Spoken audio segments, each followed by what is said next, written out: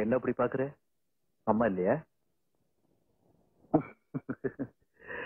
எல்லாத்துக்குமே பதில் சிரிப்புதானா? நீ பேசவே மாட்டியா? இந்த உனக்கு என்னுடைய பிரசன்டேஷன்.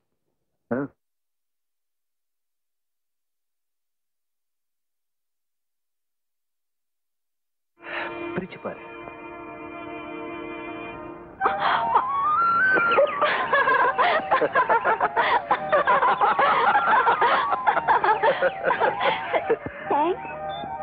Thank God. இன்னைக்கு மட்டும் நீ பேசல, இனிமே உன் வீட்டு பக்கமே வரக்கூடாதுன்னு நினைச்சேன். நல்ல வேலை ஒரு வார்த்தை பேசிட்டு. உனக்கு வண்ணாத்தி பூச்சினா ரொம்ப பிடிக்கும் எனக்கு தெரியும். 2 பிடிச்சனே, ஆனா அந்த 2 ஆன் த ஸ்பாட் அவுட். இன்னும் 2 பிடிக்கலான்னு ட்ரை பண்ணேன். தெரு பசங்களா என்ன சுத்தி ஒரே கூட்டமா கூட்டிட்டானுங்க. பாக்குறதுக்கு ஒரு மாதிரி இருந்துச்சு. அதான் வர்ற வழியில வாங்கிட்டு வந்தேன். இது உனக்கு பிடிச்சிருக்க? பிந்து, அம்மா இவர் எனக்காக வாங்கிட்டு வந்திருக்காரு. எப்படி இருக்கு? நல்லா இருக்கு. நீங்க எப்ப வந்தீங்க? இப்பதான் வந்தேன். எஸ்ஐட்டு போற வழியில உங்களை பார்த்து அளவு சொல்லிட்டு போலான்னு வந்தேன். சௌக்கியமா இருக்கீங்களா? ரொம்ப தேங்க்ஸ். இந்த குருவிங்க வந்த நேரம் முதல் முறையா பிந்து பேசி நான் கேட்டேன். அடுத்த தடவை வரும்போது கிளி கொண்டு வர்றேன், அப்ப பாருங்க. வேற என்ன விசேஷம்? ஒண்ணு இல்ல, நான் புறப்படுறேன். காஃபி சாப்பிட்டுட்டு போங்களேன். பரவாயில்ல, நான் வரேன். பிந்து, நான் வரேன்.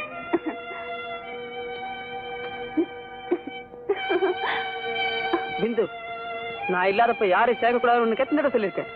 அந்த ஆள்கிட்ட உனக்கிட்ட பேச்சு வேண்டி கிடக்கு. அம்மா வீட்டுல எல்லாம் வெளியே போயிருக்கான்னு சொல்லி அனுப்ப வேண்டியதானே. வந்தவன் நல்லவனா கெட்டவனான்னு யாருக்கு தெரியும்? இனிமே இந்த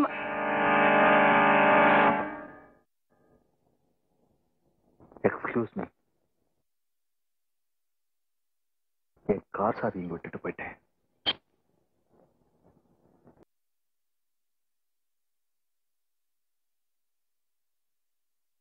மேடம், ஒட்டுமொத்தமா எல்லா ஆம்பளைங்களையும் அயோக்கியன்னு முடிவு கட்டுறது அவ்வளவு நல்லதில்லை. அதே நேரத்துல எல்லா பெண்களையும் பத்தினின்னு முடிவு கட்டுறதும் நல்லதில்லை. என்னை பத்தி நானே நல்லவன்னு சொல்லிக்கிறது அவ்வளவு நல்லா இருக்காது. ஆனா ஒண்ணு மட்டும் சொல்றேன், உங்க மகளை எனக்கு ரொம்ப பிடிச்சிருக்கு. அடுத்த தடவை நான் இங்க வரும்போது எங்க அப்பா அம்மா சம்மதத்தோட வருவேன். நீங்களும் சம்மதிச்சா பிந்துவை நான் கல்யாணம் பண்ணிக்கிறேன்.